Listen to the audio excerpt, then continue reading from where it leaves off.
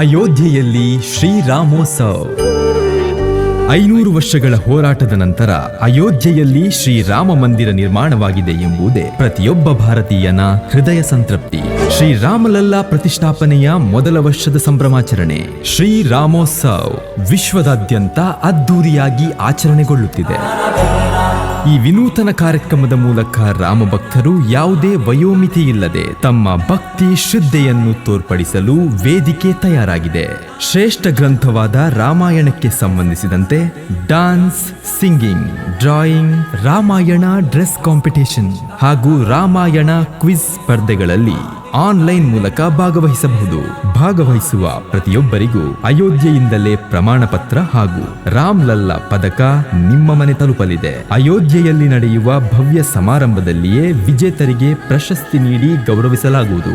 ವಿಜೇತರ ಪ್ರಯಾಣದ ಸಂಪೂರ್ಣ ಖರ್ಚನ್ನು ಭರಿಸಲಾಗುವುದು. ಇದೇ ಸಂದರ್ಭದಲ್ಲಿ ಸಮಾಜಕ್ಕೆ ಕೊಡುಗೆ ನೀಡಿದ ಮಹನೀಯರನ್ನ ರಾಮ್ಲಲ್ಲಾ ಪುರಸ್ಕಾರ್ 2025 ನೀಡಿ ಸನ್ಮಾನಿಸಲಾಗುವುದು. ಇಷ್ಟು ಮಾತ್ರವಲ್ಲದೆ ವಿಶೇಷವಾಗಿ ಆಯೋಜಿಸಿರುವ ಅಯೋಧ್ಯ ದರ್ಶನ್ ವಿಭಾಗದಲ್ಲಿ ನೋಂದಾಯಿಸಿದ ಅದೃಷ್ಟವಂತ ಕುಟುಂಬದ 6 ಸದಸ್ಯರಿಗೆ ಸಂಪೂರ್ಣ ಉಚಿತ ದರ್ಶನವನ್ನು ಆಯೋಜಿಸಲಾಗಿದೆ. ತಾವು ಕೂಡ ರಾಮೋತ್ಸವದ ಭಾಗವಾಗಲು ಈ ಸಂಖ್ಯೆಗೆ ಜೈ ಶ್ರೀರಾಮ್ ಎಂದು ವಾಟ್ಸ್ಆಪ್ ಮಾಡಿ.